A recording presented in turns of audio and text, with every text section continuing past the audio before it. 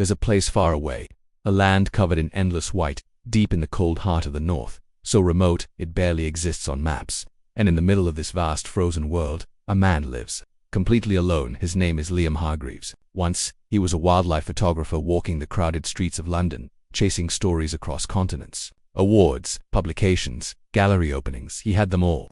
But something was missing, something deep and silent. So he left it all behind. He moved permanently into an old wooden cabin in the northern edge of Canada, a place where he had once spent childhood summers with his father. No internet, no electricity, only a generator. Only the fire's crackle and the distant howl of wolves at night. Each morning he'd trek across snow-covered hills. By day, he followed animal tracks. By night, he watched the northern lights while sipping hot tea. Most people would call it madness. For Liam, it was finally real life. That morning, the temperature had dropped to -35°C. The sky was heavy, the wind still. Snow fell like a whisper. Liam packed his gear and stepped outside for his routine photo walk. But that day something was off. A sound, faint, high-pitched, almost pleading. He stopped and listened again. They're coming from behind the forest. Near his cabin, instinct took over. He moved carefully through the thick snow, each step sinking into silence. And then, he saw it. A small, white form barely visible against the snow. As he got closer, his heart sank. A polar bear cub, its body bloodied, front leg twisted unnaturally, its fur stiff with frozen blood. One eye swollen shut. It was breathing barely. Liam knelt down. He was trained to observe, not interfere. But this was different. This was life slipping away in real time. He scooped the cub into his arms, careful but determined. It was heavy, but not impossible. He carried it back, to the cabin through the snow. Step by step. That night, Liam pulled a soul back from the edge of death. That soul would soon be called Nanuk. The first nights were hard. Nanuk didn't eat, barely moved. Every twitch was met with a pained whimper.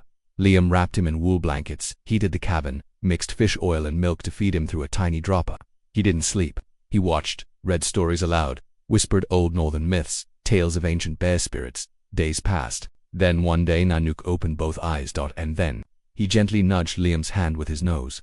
That was the moment the bond was sealed. Over the next few weeks, the cub grew stronger. He started to walk, then play. He followed Liam like a shadow, sniffing his boots, nudging his leg, and strangely, he never showed fear or aggression. Liam didn't raise an animal. He earned the trust of a soul. And Nanuk, he didn't just survive, he found something no one expected. Love. Late March, the river near the cabin had begun to freeze over. Not fully, not safely. Liam went out early that morning with his camera, hoping to capture a rare bird migration. The sun barely peeked through the clouds. It was still bitter cold. And then a crack, the ice beneath him shattered. He plunged into the freezing current. Water rushed over him, stealing his breath. His muscles locked. He couldn't pull himself up. He thought, this is it. But then, a flash of white from the tree line. Nanuk, the bear, thundered across the ice. No hesitation. He crashed his weight into the cracks, clawing a wider opening. He bit down on Liam's jacket and yanked with all his strength. The first attempt failed. But Nanuk didn't give up. He tried again. And this time he pulled Liam free. On the snowy bank, he lay on top of Liam, pressing his massive warm body against the freezing human beneath him. That day, a polar bear saved a man's life, and their bond was no longer just friendship. It was a life bond. This extraordinary friendship couldn't remain a secret. A friend of Liam's, who made weekly contact via shortwave radio, heard the story, and it quickly spread. First came the Canadian Wildlife Authority, then a BBC crew, then National Geographic. Everyone asked the same thing. How is this possible? Why didn't the bear attack? Can a wild animal truly bond with a human? The answer: trust. In 2023, Heart of Nanuk aired as a documentary. It stunned the world.